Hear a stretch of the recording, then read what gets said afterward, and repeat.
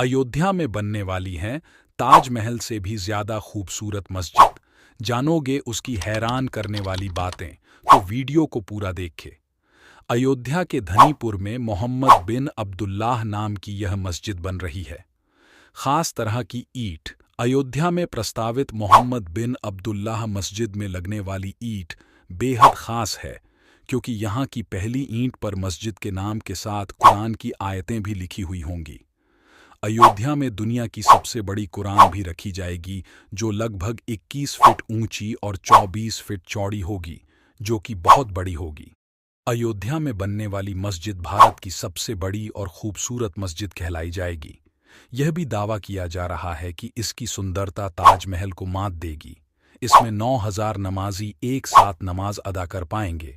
मस्जिद में 5 मीनारें होंगी, जो इस्लाम के 5 स्तंभों नमाज, रोज़ा, जकात, कलमा और हज का प्रतीक होंगे। मस्जिद के अलावा परिसर में एक कैंसर अस्पताल, स्कूल और लॉ कॉलेज, एक संग्रहालय, एक पुस्तकालय और एक बड़ी रसोई घर भी होगी, जहां जरूरतमंदों और आने वालों को मुफ्त में खाना दिया जाएगा।